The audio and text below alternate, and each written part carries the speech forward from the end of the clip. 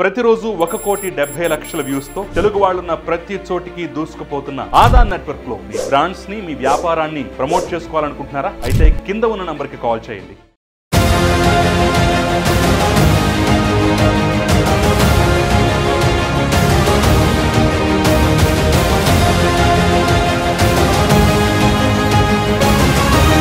Political junction వర్తమాన రాజకీయాలపై సమగ్ర విశ్లేషణ అందిస్తుంది. నమస్తే, వెల్కమ్ టు ఆదాన్. నమస్తే రాజేష్ గారు. ఈరోజు మన డిస్కషన్లో ముఖ్యమైనటువంటి అంశం పెహల్గాం టెర్రర్ అటాక్కి ప్రతీకారంగా ఆపరేషన్ సింధూర్ మొదలుపెట్టింది భారత సైన్యం. ఖచ్చితంగా ఈరోజు ఉదయం తెల్లవారుతూనే ఒక శుభవార్త లాంటి దాదాపుగా 9 టెర్రరిస్ట్ క్యాంపుల్ని ధ్వంసం చేయడం, పాకిస్తాన్లోకి చొచ్చుకుపోవటం, అధునాతన టెక్నాలజీ వాడటం, దాదాపు 80 మంది అని చెప్పేసి ఉదయం రిపోర్టు. మరి ఇప్పుడు ఆ సంఖ్య పెరిగే ఉంటుంది టెర్రరిస్టులు. సో ఓవరాల్గా చూసినట్లయితే ఇప్పుడు మనం ప్రెస్ మీట్ కూడా చూసాం. ఖచ్చితంగా ఇది గర్వపడాల్సిన అంశం, అట్ ద సేమ్ టైం ఖచ్చితంగా విశ్లేషించాల్సిన అంశం, ప్రజలకు కూడా వాస్తవాలు తెలియజేయాల్సిన అంశం. దీని గురించి ముందుగా మాట్లాడే ప్రయత్నం చేద్దాం. ఇక ఆ తర్వాత అంతే ముఖ్యమైన రెండో టాపిక్, గాలి జనార్దన్ రెడ్డికి ఓఎంసీ కేసులో 7 ఏళ్ల జైలు శిక్ష. అందులో చాలా వాస్తవాలు, చాలా నిజాలు అనేక సందర్భాల్లో మనం మాట్లాడాం, మరొక్కసారి కూడా మాట్లాడాల్సిన అవసరం. దాంతోపాటుగా మరి దేవుడిచ్చినటువంటి అన్నయ్యకి శిక్ష పడ్డ తర్వాత మరి దేవుడిచ్చిన తమ్ముడు జగన్మోహన్ రెడ్డి పరిస్థితి ఏంటి? 14 ఏళ్ళు అయింది ఆ కేసులో శిక్ష పట్టడానికి. మరి 12 ఏళ్ళు దాటిపోయినంతవరకు ఇది ట్రయల్కే రాలేదు. అన్నయ్యను మించిన ఘనుడు తమ్ముడా? ఈ అంశం కూడా కొంత లోతుగా మాట్లాడే ప్రయత్నం చేద్దాం. ఫస్ట్ ఆపరేషన్ సింధూర్ గురించి మీ అభిప్రాయం ఏంటి? ముందుగా భారత ఆర్మడ్ ఫోర్సెస్కి సెల్యూట్ చేయాలి. ఇవాళ మనందరం ప్రశాంతంగా మన జీవనం మనం గడుపుకోగలుగుతున్నాము అని అంటే, మనం భద్రంగా ఉన్నాము అని చెప్పని మనకు మనం ఫీల్ అవ్వగలుగుతున్నాము అని అంటే, మనందరికీ రక్షణగా వాళ్ళ కుటుంబాలకి దూరంగా బోర్డర్లో అన్ని ప్రతికూల వాతావరణ పరిస్థితుల్లో కూడా మనకి రక్షణగా అడ్డుగోడగా నిలబడేది ఆ వీర సైనికులు. ఖచ్చితంగా ఈరోజు పాకిస్తాన్ ప్రేరేపిత ఉగ్రవాదులు వాళ్ళు భారతదేశంలోకి చొరబడి భారత ప్రజల సమూహాల మధ్య ఘర్షణలు సృష్టించాలి అనే ఒక దురుద్దేశంతో మతాన్ని లక్ష్యంగా చేసుకొని చేసిన మారణకాండ. అంటే పాకిస్తాన్ నుంచి ముస్లిం తీవ్రవాదులు భారతదేశంలోకి వచ్చి ఇక్కడ హిందువుల్ని వాళ్ళ ఐడెంటిటీ వెరిఫై చేసుకొని వాళ్ళు హిందువులు అని చెప్పి నిర్ధారణ చేసుకొని వాళ్ళని చంపేస్తే, దాని పర్యవసానం భారతదేశంలో కోట్లాదిగా ఉన్న హిందువులు ముస్లింల మధ్య ఘర్షణలు చెలరేగాలి, భారత సమాజంలో అస్థిరత పెరిగిపోవాలి, శాంతి భద్రతలు లేని పరిస్థితులు సృష్టింపబడాలి అని చెప్పనే ఒక కుట్రకోణంతో పాకిస్తాన్ ద్వారా ప్రేరేపించబడ్డ ఉగ్రవాదులు భారతదేశంలో పెహల్గాంలో చేసిన మారణకాండ చూసాం మనం. సహజంగా మన భారత పీనల్ కోడ్ కూడా ఏం చెప్పుద్ది అని అంటే, ఆత్మరక్షణ కోసం ఒకవేళ ఎవరినైనా హత్య చేసినా కూడా అది నేరం కాదు అని చెప్పుద్ది. మనం మొదటి నుంచి భారతదేశం తనను తాను కాపాడుకోవటమే సరిపోయింది. వేల సంవత్సరాల క్రితం నుంచి ఎవరో ఒకరు భారతదేశం మీదకి దాడికి రావటం, ఇక్కడ సంపదను కొలగొట్టడం, ఇక్కడ సంస్కృతి మీద దాడి చేయటం, ఇక్కడ ప్రజల్ని హింసించటం, బలవంతపు మత మార్పిళ్ళు చేయటం, వాళ్ళ సంస్కృతిని బలవంతంగా రుద్దే ప్రయత్నం చేయటం, ఇక్కడ ప్రజల హక్కుల్ని హరించటం, అంటే శతాబ్దాల తరబడి వేల సంవత్సరాలుగా ఇదే సంస్కృతి కొనసాగుతూ ఉంది. మొదటి నుంచి భారతదేశం ఈ విషయంలో విక్టిమ్. భారతదేశం నుంచి ఈరోజు దాకా ఏ దేశం మీద దాడి చేయలే, ఆక్రమించుకునే ప్రయత్నం అనాదిగా రాచరిక వ్యవస్థ నుంచి ఈరోజు దాకా భారతదేశం ఆక్రమణకు గురైంది. భారతదేశం పరాయి దేశస్తుల పాలనలో కొనసాగింది తప్ప భారతదేశం మన ఇరుగు పొరుగునే ఉన్న బలహీనులైన చిన్న చిన్న దేశస్తులతో కూడా కలిసి సహజీవనం చేస్తూ వచ్చింది తప్ప మన పక్కనే ఉన్నారు, మనలాంటి సైనిక సంపత్తి వాళ్ళకి లేదు, మనకన్నా వాళ్ళు బలహీనులు, వాళ్ళని కూడా మనలోనే కలిపేసుకోవచ్చు అని చెప్పనే దురుద్దేశపూరిత చర్యలు మనం ఏ రోజు పాల్పడలా. అవును. కానీ భారతదేశం విషయంలో మాత్రం భారతదేశం నుంచే ప్రత్యేక దేశంగా ఆవిర్భావం చెందిన పాకిస్తాన్ మాత్రం ఇప్పుడు 1947లో కొద్ది గంటల తేడాలో 2 దేశాలుగా ఆ రోజు ఆవిర్భావం జరిగాయి. భారతదేశం తన బలహీనతలను అధిగమించి నిరక్షరాస్యత, పేదరికం, ఆహారం విషయంలో స్వయం సమృద్ధి లేకపోవటం, పారిశ్రామికీకరణ పెద్దగా లేకపోవటం, సాయుధ సంపత్తి కూడా పెద్దగా లేని పరిస్థితుల నుంచి ఒక్కొక్క గ్రే ఏరియాని ఓవర్కమ్ అవుతూ ఆహారం విషయంలో స్వయం సమృద్ధి సాధించి మెరుగైన విద్యాలయాలు ఏర్పాటు చేసుకొని నిరక్షరాస్యతని అధిగమించి ఇవాళ మెరుగైన ట్రైన్డ్ యూత్ ఇవాళ ప్రపంచవ్యాప్తంగా భారతదేశం నుంచి యువత మైగ్రేట్ అయ్యి మెరుగైన అవకాశాలు దక్కించుకునే స్థితికి చేరుతూ సైనిక సంపత్తి పరంగా కూడా ఇవాళ ప్రపంచంలో బలోపేతమైన ఒక సైనిక విభాగంగా భారతదేశ సైనిక సంపత్తిని తీర్చిదిద్దుకుంటూ అంటే తనను తాను అభివృద్ధి చేసుకునే ప్రక్రియలో భారతదేశం నిమగ్నమై ఉంది. తన ప్రజలకి మెరుగైన జీవన ప్రమాణాలు అందించాలి, తన ప్రజలు బెటర్ లైఫ్ స్టాండర్డ్స్ లీడ్ చేయాలనే ఆలోచనతో ఇక్కడ ప్రభుత్వాలు మొదటి నుంచి పనిచేస్తూ వచ్చినాయి. కానీ పాకిస్తాన్ మాత్రం ప్రజలకి బెటర్ సివిక్ కమ్యూనిటీస్ ఇవ్వాలి, వాళ్ళకి మంచి విద్య ఇవ్వాలి, మంచి వైద్యం అందించాలి, వాళ్ళు మెరుగైన సమాజంలో శాంతి భద్రతలతో మెరుగైన జీవన ప్రమాణాలు అందుకుంటూ జీవించాలి అన్న ఆలోచన కన్నా కూడా భారతదేశాన్ని చూసి పులిని చూసి నక్కవాతలు పెట్టుకున్నట్టుగా భారతదేశంతో సమానమైన స్థాయిలో సైనిక సంపత్తి కలిగి ఉండాలి. మీకు ఒక ఎగ్జాంపుల్ చెప్తాను నేను.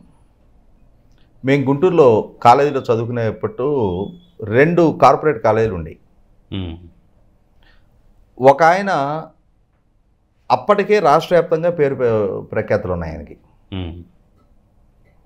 ఆయన దగ్గర పనిచేసి తర్వాత తాను సొంతంగా కాలేజీ పెట్టుకున్న ఆయన ఇంకొక ఆయన ఉండేవాడు. ఆయన కూడా సక్సెస్ఫుల్ ట్యూటరే, బాగా స్కూలు కాలేజ్ జూనియర్ కాలేజీకి విస్తరించే టైంకి ఆయన కూడా బాగానే సక్సెస్ అయ్యాడు. కాకుంటే ఏంటంటే ఈ మొదట ఆయన ఏం చేస్తే ఈయన కూడా దాన్ని ఇమిటేట్ చేసేవాడు. ఈ ప్రాసెస్లో ఏం జరిగిందంటే ఆయన్ని దగ్గర సామర్థ్యం ఉంది, ఆయన ఫైనాన్షియల్గా స్టేబుల్ అయ్యాడు, అయిన తర్వాత దాన్ని ఎక్స్పాండ్ చేసుకుంటూ వెళ్ళాడు. ఆయన ఇమిడియేట్ చేసే ప్రాసెస్లో ఈయన అప్పులు చేసి మరి ఆయనలాగానే ఎక్స్పాన్షన్కి ప్రయత్నం చేశాడు. ఆయన ఏ కారు కొంటే ఈయన కూడా అదే కారు కొంటాం, ఆయన ఎట్లాంటి బిల్డింగ్లు కడితే ఈయన కూడా అట్లాంటి బిల్డింగ్లు కట్టడం. కానీ ఎండ్ ఆఫ్ ది డే ఏం జరిగింది అని అంటే ఈయన ఒక ఆరోగ్యకరమైన ఎక్స్పాన్షన్లో ఈయన దూసుకెళ్ళిపోయాడు. అప్పటికి ఇప్పటికీ సర్వైవ్ అవుతున్నాడు. ఈయన ఎప్పుడో ఎత్తిపోయాడు. ఇవాళ పాకిస్తాన్ కూడా భారతదేశం సైనిక సంపత్తి ఇంత స్థాయిలో సమకూర్చుకుంటూ ఉంది కాబట్టి మనం కూడా సమకూర్చుకోవాలి. దానికోసం ఆ దేశాన్ని ఈ దేశాన్ని ప్రాధేయపడి వాళ్ళ దగ్గర నుంచి డబ్బులు తెచ్చుకునైనా సరే సైన్యం బలోపేతం అయితే చాలు. అక్కడ సైన్యం కూడా ప్రజాస్వామ్యాన్ని ఏ స్టేజ్లో కూడా మనుగడ సాగనివ్వకుండా ప్రజాస్వామ్యం మీద సైన్యం శాసించే స్థితిలో ఉంది మొదటి నుంచి కూడా. దాంతో రాజకీయ పక్షాలకి ప్రజలలో పూర్తిస్థాయి పరపతి లేదు. సైన్యం ఎవరిని పాలకుడిగా కొనసాగించాలి అనుకుంటే వాళ్ళు పాలకులుగా కొనసాగుతూ వచ్చారు. స్వతంత్రించి భారతదేశంలో లాగా నిర్ణయం తీసుకోగలిగే అధికారం పాలకులకు లేదు. ఇటువంటి ఒక రోగ్ స్టేట్ లాగా తయారైపోతుంది. దానికి తోడు నిత్యం భారతదేశం పట్ల అసూయతోటి ఇక్కడ విద్వేషాలు పెంచాలి అని చెప్పని, కాశ్మీర్ని ఎలా అయినా సరే హస్తగతం చేసుకోవాలి అని చెప్పని క్రాస్ బోర్డర్ టెర్రరిజాన్ని పెంచి పోషించడం. ఆ క్రాస్ బోర్డర్ టెర్రరిజాన్ని పెంచి పోషిస్తున్న నేపథ్యంలోనే భారతదేశంలో విపరీతమైన హింసాకాండకి బాధ్యులు కావటం, చాలా ప్రాంతాల్లో బాంబ్ బ్లాస్టులు, కాల్చివేతలు, అంటే నిత్యం అశాంతి రగిలించే ప్రయత్నం చేయటం. ఇరుగు పొరుగునున్న రెండు దేశాలు ఎవరి బతుకు వాళ్ళు బతుకుతూ ఉన్నప్పుడు నీ బతుకు నువ్వు బతికితే నీకున్న వనరులతోటి నీ దేశ ప్రజలకి మెరుగైన పాలన అందిస్తే నీ పౌరులు కూడా ఎదుగుతారు, ఆరోగ్యకర సమాజాన్ని నిర్మించుకోవడానికి ఆస్కారం ఉంటుంది. ఆ దిశగా కాకుండా టెర్రరిస్టులను పంపించి కాశ్మీర్ భారతదేశంతో ఉందా పాకిస్తాన్ తోటి ఉందా అనేది అప్రస్తుతం. నీ దేశంలో ఉన్న పౌరులకి ఫెసిలిటేషన్ చేయలేనడివి రేపు కాశ్మీర్ని కూడా కలుపుకొని వాళ్ళకేం చేయగలుగుతావు? ఖచ్చితంగా దేశ విభజన సమయంలో ఆ రోజు లక్షలాది మంది భారతదేశ ప్రాంతం నుంచి పాకిస్తాన్కి వలస వెళ్ళారు, పాకిస్తాన్ నుంచి భారతదేశానికి వలస వచ్చారు. అలా పాకిస్తాన్ నుంచి వలస వచ్చిన ఐకే గుజ్రాల్ గారు, లాల్ కృష్ణ అద్వానీ గారు ఈ దేశానికి పాలకులుగా ఎమర్జ్ అయ్యారు. అద్వానీ గారు ఉప ప్రధాని చేశారు, ఐకే గుజ్రాల్ గారు ఈ దేశానికి ప్రధానమంత్రి చేశారు. భారతదేశం నుంచి వలస వెళ్ళిన ముస్లిమ్స్ని మొహజీర్లు అంటారు అక్కడ. అంటే మన గ్రామాల్లో ఏదైనా వేరే గ్రామం నుంచి ఎవరైనా వచ్చి సెటిల్ అయితే కొత్తాళ్ళు అంటారు వాళ్ళని. 30 ఏళ్ళు గడిచినా కూడా కొత్తాళ్లే. ఇవాళ భారతదేశం నుంచి వలస వెళ్ళిన ఈ మొహజీర్లకి ఇప్పటికీ వాళ్ళని సెకండ్ గ్రేడ్ సిటిజన్స్గానే చూస్తున్నారు. 80 ఏళ్ళు గడుస్తున్నా సరే. మరి ఇంకా కాశ్మీర్కి నువ్వేమీ ఫెసిలిటేషన్ చేయగలుగుతావు? ఇప్పుడు ఆక్యుపైడ్ కాశ్మీర్లో అక్కడ ప్రజలు పూర్తి స్థాయి సంతోషంగా ఉన్నారా నీ పాలన పట్ల? వరదలు వస్తే వాళ్ళ మొరాలకించే స్థాయి నీకు లేదు. గోధుమ పిండి దేశవ్యాప్తంగా ప్రజలందరికీ పంచలేకపోతా ఉన్నావు, నువ్వు సప్లై చేయలేకపోతా ఉన్నావు. ఇవాళ నీకు యుద్ధం అవసరమా? నీ స్థితికి వాళ్ళ భారతదేశంతో నిత్యం ఘర్షణ అవసరమా?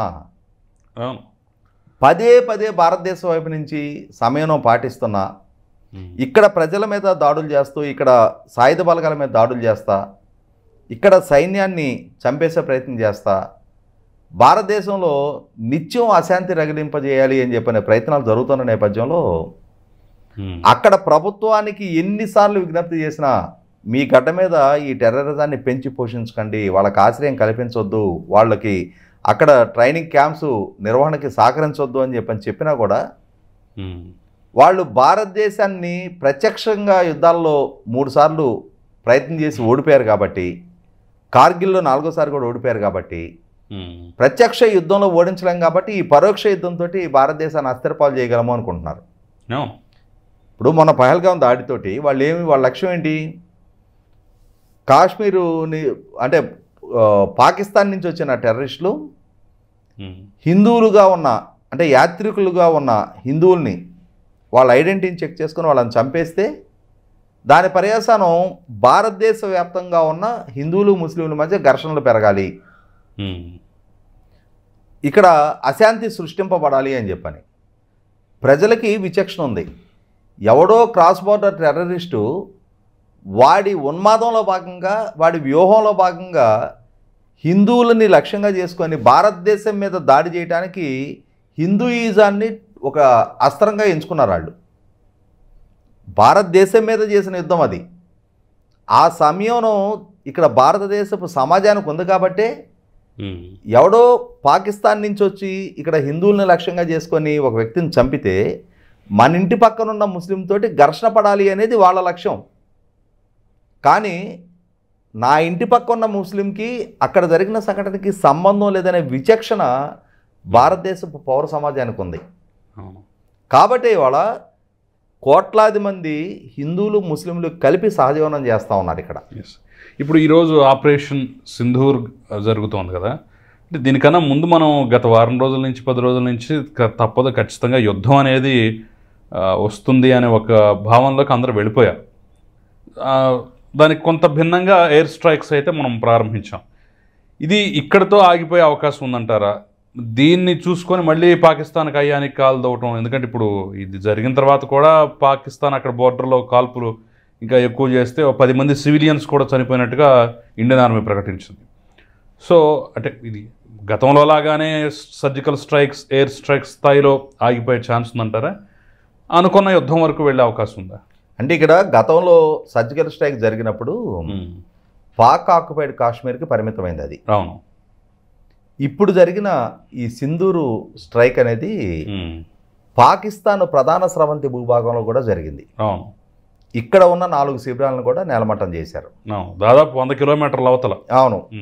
సో దానితోటి పాకిస్తాన్ మీద జరిగిన దాడిగానే మా సార్వభౌమత్వం మీద జరిగిన దాడిగా మేము పరిగణిస్తున్నాము, దీనికి బదులిస్తామని చెప్పని పాకిస్తాన్ చెప్తుంది. కానీ ఇక్కడ ఆ బదులు ఇచ్చే ప్రాసెస్లో ఎదురు కాబోయే కాన్సిక్వెన్సెస్ను కూడా హ్యాండిల్ చేయగలిగే సామర్థ్యం వాళ్ళకు ఉండాలి.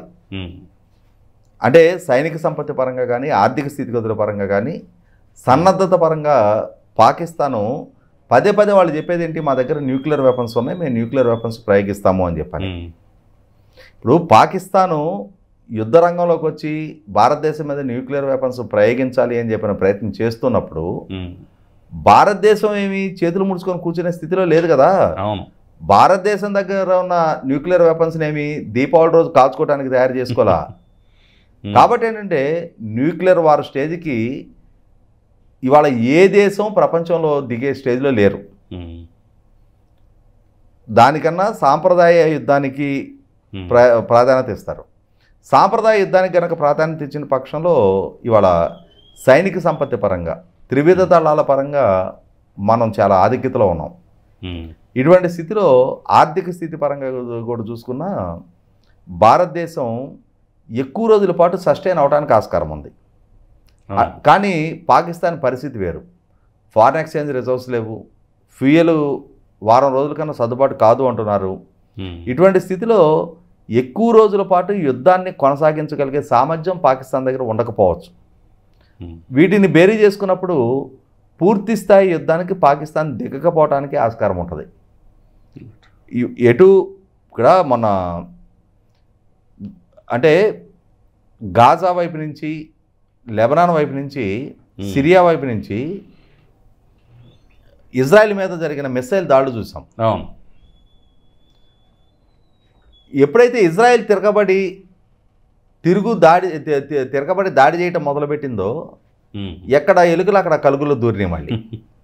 అలాగే ఇక్కడ కూడా ఏంటంటే భారతదేశం మీద ప్రత్యక్ష యుద్ధం చేసే సామర్థ్యం పాకిస్తాన్కి ఏ రోజు లేదు. అందుకే వాళ్ళు మొదటి నుంచి కూడా పరోక్ష యుద్ధం చేస్తూ వస్తున్నారు.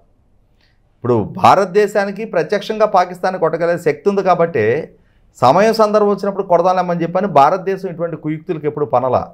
మన పక్కనుండే దేశం అస్థిరతతో కొనారిల్లిపోవాలని చెప్పని భారతదేశం, భారత సమాజం ఏ రోజు కోరుకోలే. సర్వే జన సుఖనోభవంతు అనుకునే సమాజం భారతదేశ సమాజం. కానీ మేము బాగున్నా బాగోపోయినా పర్వాలేదు, మన పక్కవాడు మాత్రం సుఖంగా ఉండటానికి వీల్లేదు అనుకునే నైజం పాకిస్తాన్ది. కాబట్టి ఇప్పుడు పూర్తి స్థాయి యుద్ధానికి ఇది మార్పు చెందుద్దా లేదనేది కాలం సమాధానం చెప్పాలి. పాకిస్తాన్ తీసుకునే నిర్ణయం మీద ఆధారపడి ఉంటుంది. పాకిస్తాన్కి ఎంతటి స్థాయి ప్రతిఘటించే శక్తి ఉందనే దాని మీద ఉంటుంది. కొంతవరకు తన అంటే ఆ రిటార్డ్ ఇచ్చే ప్రయత్నం పాకిస్తాన్ వైపు నుంచి జరగొచ్చేమో, కానీ పూర్తి స్థాయి యుద్ధంగా రూపాంతరం చెంది సుదీర్ఘకాలం భారతదేశంతో యుద్ధం కొనసాగించగలిగే శక్తి సామర్థ్యాలు పాకిస్తాన్కి అయితే లేవు. మరి ఈ నేపథ్యంలో భారతదేశం వైపు నుంచి చూస్తే 21 శిబిరాలను ఐడెంటిఫై చేశాము, 9 శిబిరాలను ఇప్పుడు ధ్వంసం చేశామని చెప్పని ఇందాక ఎక్స్టర్నల్ అఫైర్స్ అండ్ రక్షణ శాఖ అధికారులు చెప్తా ఉన్నారు. మరి రేపటి రోజున ఈ సెకండ్ ఫేజ్గా, ఇది ఫస్ట్ ఫేజ్ అంటున్నారు, ఈ సెకండ్ ఫేజ్లో మరి మిగిలిన 12 శిబిరాలను కూడా నేలపట్టం చేసే ప్రయత్నం జరుగుద్దా? అసలు సిసలు ఈ ఉగ్రవాద మూలాలని కోకటి వేళ్లతో పెకిలించి వేసే పరిస్థితులు ఉత్పన్నం అవుతాయి కదా అని చెప్పని కూడా చూడాలి. ఇక రెండో అంశంలోకి వెళ్తే గాలి జనార్దన్ రెడ్డికి 7 ఏళ్ల జైలు శిక్ష, ఆయన పరివారానికి జైలు శిక్ష అనేది కొంత సంచలనం. ఇప్పుడు తాజాగా వస్తున్న అప్డేట్ ఏంటంటే ఈ కేసులో డిశ్చార్జ్ అయినటువంటి శ్రీలక్ష్మికి కూడా ఆ పప్పులేం ఉడకో అని చెప్పేసి ఆ హైకోర్టు తీర్పును పూర్తిగా సుప్రీంకోర్టు పక్కన పెట్టి మరొకసారి విచారణ జరపమని చెప్పేసి అయితే ఆదేశాలు ఇచ్చినట్టుగా తెలుస్తుంది. అంటే ఆవిడ మెడ మీద కూడా స్టిల్ కత్తి అయితే వేలాడుతోంది. సో అంటే నిన్న బ్రేకింగ్ అదైతే ఈరోజు తాజా బ్రేకింగ్ ఇది. ఈ రెండింటిని ఎలా చూస్తారు? ఇప్పుడు వాస్తవంగా నిన్నటి రోజున దాదాపుగా 2009లో నమోదైన కేసు 16 సంవత్సరాల తర్వాత అయినా సరే తీర్పు రాబోతుంది కదా అని చెప్పని ఎవరికి వాళ్ళు ఇంక్లూడింగ్ మై సెల్ఫ్ ఏ విధమైన తీర్పు రాబోతుంది, న్యాయం జరుగుతుందా లేదా, వీళ్ళ ద్వారా జరిగిన దోపిడీ న్యాయస్థానం ద్వారా నిర్ధారణ అవుతుందా లేదా, ఇంత సుదీర్ఘకాలం విచారణ చేసిన సిబిఐ వీళ్ళ దోషిత్వాన్ని రుజువు చేయగలుగుతుందా లేదా అని చెప్పని ఎవరి కాలం యాంగ్షియస్గా వెయిట్ చేశాం. మీరు అనుకున్నారా శిక్ష పడుద్దని? నాకు 100% కాన్ఫిడెంట్గా ఉన్నా నేను. ఓకే, శిక్ష ఖరారు అవుతుంది, కాకపోతే ఏ స్థాయి శిక్ష ఖరారు అవుద్ది అనేది ఎవరికి వాళ్ళం క్యూరియస్గానే ఉన్నాం. ఓకే, అటువంటి పరిస్థితుల్లో నిన్న 3 గంటలకి తీర్పు అని చెప్పని ఛానల్స్లో స్క్రోల్ అయిన తర్వాత నేను వేరే ఛానల్లో షూట్లో ఉన్నా. యాక్చువల్గా 2:10కి టాపిక్ మాట్లాడాలి. నేను యాంకర్ కూడా చెప్పా 3 o'clock ఇది జడ్జిమెంట్ వస్తుంది కదా, ఇది వచ్చిన తర్వాత మాట్లాడదాంలే అని చెప్పని. 3 అనుకున్నది 4కి వచ్చింది. 4 గంటలకైనా సరే రాగానే చూస్తే ఒకటి ఎంతటి స్థాయి శిక్ష అనేది పక్కకు పెడదాం, తప్పు జరిగింది అని చెప్పని నిర్ధారణ అయింది. ఆ తప్పుకి 7 సంవత్సరాలే శిక్ష అని చెప్పని చాలామంది డిసప్పాయింట్ అయ్యారు. ఎందుకంటే ఇక్కడ 2 లక్షల జరిమానా అనేది కూడా పెద్ద ఎత్తున ట్రోల్ అవుతుంది. అన్ని లక్షల కోట్ల కుంభకోణం జరిగితే 2 లక్షల జరిమానా ఏంటనేది. అంటే ఇక్కడ ఇంకొకటి ఉంది. ప్రస్తుతం జరిగింది ఇల్లీగల్ మైనింగ్ మీద విచారణ జరిగింది. ఓకే ఓకే, అక్కడ మైనింగ్ వైలేషన్స్కి పాల్పడ్డారు, అనుమతిని మించి మైనింగ్ చేశారు, అనుమతికి మించి అక్కడ రాష్ట్రాల సరిహద్దులను కూడా చెరిపేశారు అని చెప్పనే కేసు వరకే ఇప్పుడు విచారణ జరిగింది. అలా తప్పు జరిగిందని నిర్ధారణ చేసి శిక్ష విధించారు. కానీ ఇంకా చాలా కేసులు ఉన్నాయి. వాస్తవంగా రాష్ట్రాల సరిహద్దుల్ని చెరిపేసిన కేసు ఉంది. కర్ణాటక ప్రాంతంలో అక్కడ సీజ్ చేసిన ఐరన్ ఓర్ని బలవంతాన తరలించి ఎక్స్పోర్ట్ చేసిన కేసు ఉంది. అది ఇంకా చాలా గంభీరమైన కేసు. అక్కడ లోకాయుక్త కూడా నిర్ధారణ చేసింది ఆ అంశాన్ని. అలాగే సుంకాలమ్మ తల్లి ఆలయాన్ని కూల్చేసిన ఆరోపణ ఉంది. వీటన్నిటికన్నా ముఖ్యంగా అది కేసు ఉందా? మరి నా ఉద్దేశంలో పెట్టే ఉండాలి. ఓకే, మరి ఒకవేళ అది కేసుగా నమోదు కాకున్నా కూడా జడ్జికి బెయిల్ కోసం లంచం ఇచ్చిన కేసు చలపతి, అది చాలా పెద్ద కేసు. మరి ఆ కేసులో తప్పనిసరిగా విచారణ జరుగుతుంది. వీటన్నిటికన్నా కీలకమైన కేసు వచ్చేప్పటికి enforcement directorate money laundering case. ఇప్పుడు సుంకాలమ్మ దేవాలయం కూల్చివేత అనేది అంటే ఇది మన ఆంధ్ర పరిధికి వస్తుందా లేదంటే అటు ఆంధ్ర పరిధి? ఓకే, మిగిలిన అన్ని కేసులు ఆంధ్ర పరిధే. ఓకే ఓకే, ఇక్కడ వాస్తవంగా అయితే ఏంటంటే నిన్నటి నుంచి రకరకాల చర్చలు జరుగుతూ ఉన్నాయి. మైనింగ్ మినిస్టర్గా సబితా ఇంద్రారెడ్డి గారు ఎక్విట్లు అయ్యారు కాబట్టి ప్రభుత్వం పూర్తి స్థాయిలో నిర్దోషిత్వాన్ని నిరూపించుకున్నట్టే. అంటే ఏంటి, తప్పు జరిగింది, తప్పు గాలి జనార్దన్ రెడ్డి చేశాడు. మాకేం తెలియదు. నరసింహ సినిమాలో కనుక చొక్కా నాది కాదు అని చెప్పినట్టుగా పెళ్లి కొడుకు చొక్కా నాది లేదు. ఇక్కడ దోషి గాలి జనార్దన్ రెడ్డి, కానీ మా ప్రమేయం లేదు. ఓకే, మరి మీరేం బీగుతున్నారు? వాస్తవంగా ఈ గాలి జనార్దన్ రెడ్డి కడప జిల్లాలో బ్రాహ్మణి స్టీల్స్ పేరిట స్టీల్ ప్లాంట్ ఎస్టాబ్లిష్ చేస్తున్నాడు అని చెప్పని 10,000 ఎకరాలు కేటాయింపు చేసింది రాజశేఖర రెడ్డి గారు. 4,000 ఎకరాలు ఎయిర్పోర్ట్ నిర్మాణం కోసం కూడా అదనంగా కేటాయింపు చేసింది రాజశేఖర రెడ్డి గారు. ఆ రోజుల్లో అసెంబ్లీ వేదికగా Telugu Desam party, TRS party, BJP, communist పార్టీలు గగ్గోలు ఎత్తిపోయినాయి.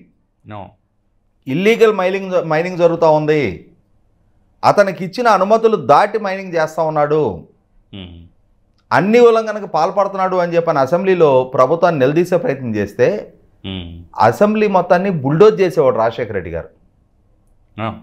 అసలు గాలి జనార్దన్ రెడ్డి ద్వారా ఇల్లీగల్ మైనింగే జరగలేదు అని చెప్పని వీళ్ళ మీద ఎదురుదాడి చేయించేవాడు. నేను నిన్న సోషల్ మీడియాలో ఒక వీడియో కూడా చూసాను. ఆయన మరి ఎక్కడ ఏ పర్యటన ఐడియా లేదు కానివ్వండి, ఇది మొత్తం నాది, నా కొడుకుదే, నా బినామీలు అని చెప్పేసి వీళ్ళు ఎంత నీచమైన, ఎంత దారుణమైన, దుర్మార్గమైన విమర్శలు చేస్తున్నారని చెప్పేసి చాలా ఆవేశపూరితంగా రాజశేఖర రెడ్డి ప్రసంగించినటువంటి ఒక వీడియో క్లిప్ అయితే, అంటే ఆ కేసుకు సంబంధించిన కూడా బహుశా ఎన్డీటీవీ వాళ్ళు ప్రసారం చేశారు.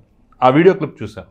అంటే పరిస్థితి అర్థమవుతోంది కదా ఎంత దారుణంగా వ్యవహరించేవాళ్ళు. వాస్తవంగా చాలా రూత్లెస్గా వ్యవహరించాడు.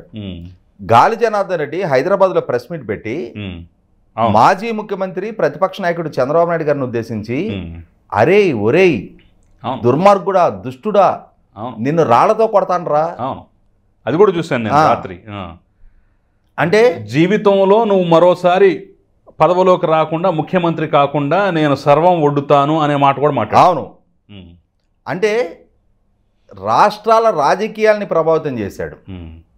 నడమంత్రపు సిరి నరం మీద పుండు మనిషిని నిలవనివ్వవు అని చెప్పని ఒక కానిస్టేబుల్ కొడుకుగా తన జీవిత ప్రస్థానాన్ని మొదలుపెట్టిన గాలి జనార్దన్ రెడ్డి చాలా త్వరగా ప్రభుత్వాల అండదండలతోటి ప్రభుత్వాలతోటి ఒక నెక్సెస్గా మారి వాళ్ళని బ్రైబ్ చేస్తా వేల కోట్ల రూపాయల అక్రమ వనరుల్ని కొల్లగొట్టి ఆ కొల్లగొట్టే ప్రాసెస్లో నేను మళ్ళీ చెప్తున్నా, గతంలో చెప్పా ఇప్పుడు కూడా చెప్తున్నా, అనంతపూర్ జిల్లాలో పరిటాల రవి గారి హత్య రాజకీయ ప్రేరేపితమైన హత్య, ప్రభుత్వ స్పాన్సర్డ్ హత్య.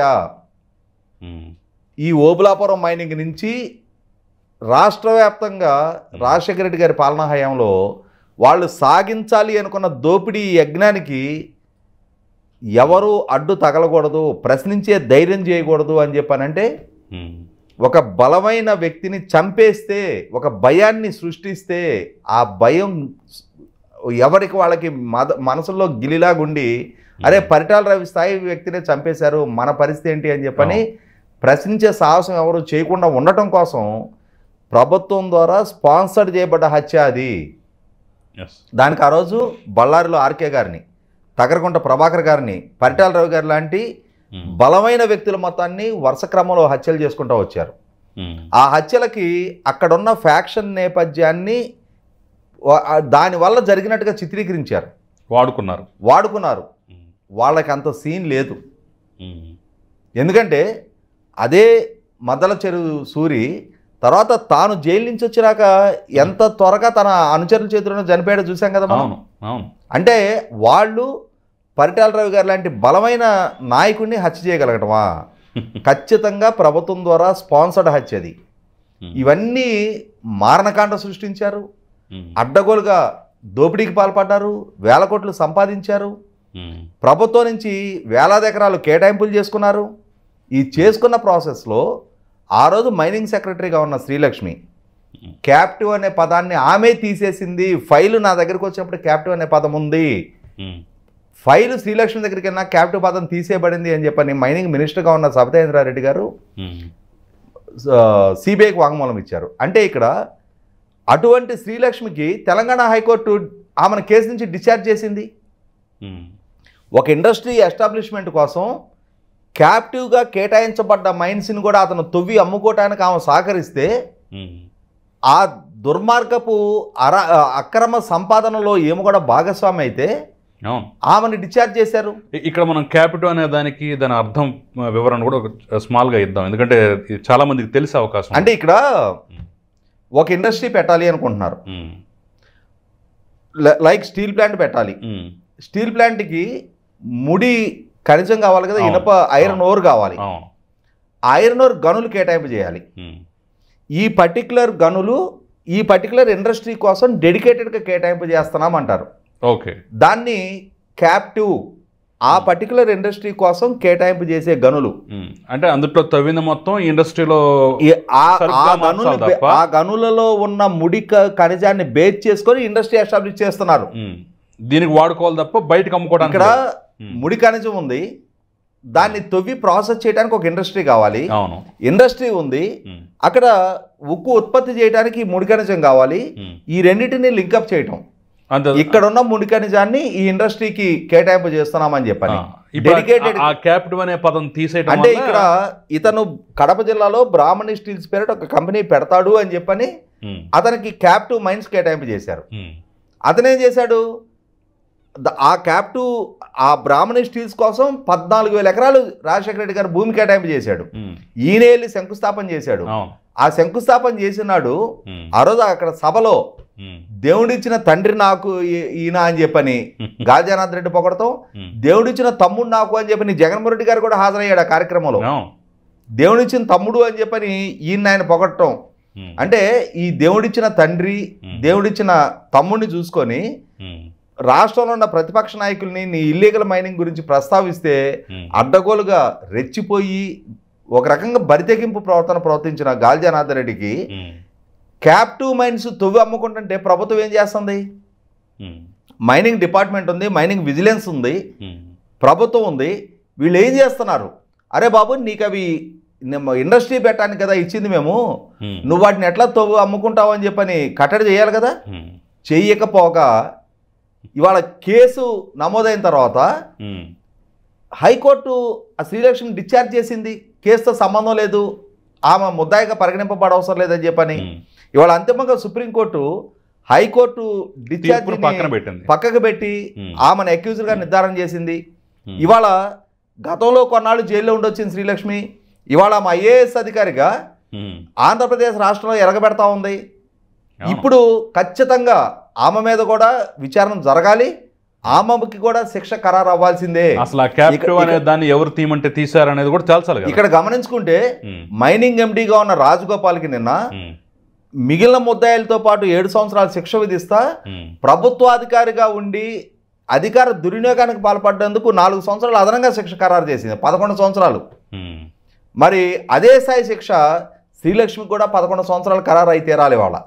అంటే అధికార దుర్వినియోగానికి పాల్పడి ఎవరికైనా ఏ స్థాయిలో అయినా సరే మా అధికారాన్ని అడ్డుపెట్టి వాళ్ళకి ప్రయోజనాలు చేకూర్చి తద్వారా మేం ప్రయోజనాలు పొందుతాము అని ఆశించే అధికారులకు కూడా ఇది ఒక గుణపాఠంగా మారాలి. ఇక్కడ మనం సరే ఇల్లీగల్ మైనింగ్ గురించి మాట్లాడుకుంటున్నాం. ఈ మధ్య ఆయన వజ్రాభరణాలు, బంగారాభరణాలు, సింహాసనాలు అయ్యి మొత్తం సిబిఐ వాళ్ళు, ఈడీ వాళ్ళు జప్తు చేశారు. బంగారం తుప్పుపట్టిపోతుంది, దయచేసి అవి ఇవ్వండి అని చెప్పేసి కూడా పిటిషన్ వేశాడు కదా. సో అంటే నెమ్మదిగా ఆ ప్రక్రియ కూడా స్టార్ట్ అవుతున్నా. ఈ ఇల్లీగల్ డబ్బు అంతా ఎక్కడికి పోయింది, ఏం చేశారు? జగన్మోహన్ రెడ్డి కంపెనీల్లో కూడా రెడ్ గోల్డ్ పేరుతోనో దేని పేరుతోనో వచ్చాయని చెప్పేసి పెట్టుబడులు వచ్చాయంటారు కదా, ఆ అంశం కూడా తీయాలి కదా. అంటే ఆల్రెడీ ఎన్ఫోర్స్మెంట్ డైరెక్టరేట్ కేసులు ఉన్నాయి ఆయన మీద. ఓకే, దాని పద్ధతి అవి కూడా విచారణ వేగవంతం అవుద్ది ఇప్పుడు. వాటిలో ఈ మిగిలిన విషయాలన్నీ కూడా నిగ్గుదేలుతాయి.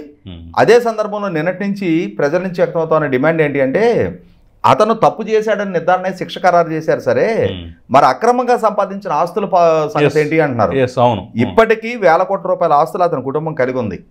కాబట్టి ఆ ఆస్తులు పోగుపట్టడానికి మూలం ఇదే, ఈ ఇల్లీగల్ మైనింగ్ ద్వారానే ఈ ఆస్తులన్నీ సంపాదించారు. అటువంటిప్పుడు ఇప్పుడు ఎన్ఫోర్స్మెంట్ డైరెక్టరేట్ ద్వారా జరిగే విచారణలో కూడా ఇతని పాత్ర నిర్ధారణ అవటం ఖాయం. ఆ నిర్ధారణ అయిన తర్వాత ఖచ్చితంగా ఈ అక్రమంగా పోగు చేసిన ప్రతి ఆస్తి కూడా జప్తు చేసి ప్రభుత్వానికి సరెండర్ చేయాల్సిందే. ప్రభుత్వానికి సరెండర్ అయ్యి ప్రజలకు సంబంధించిన ఆస్తి మళ్ళీ ప్రభుత్వానికి సరెండర్ అయిన పక్షంలో భవిష్యత్తులో ఇటువంటి అక్రమ సంపాదనకి ఒడిగట్టాలి అని చెప్పని సాహసించే ఏ స్థాయి వ్యక్తికైనా కూడా ఇదొక కేస్ రెఫరెన్స్గా, ఒక ట్రెండ్ సెట్టర్గా మిగిలిపోవాలి.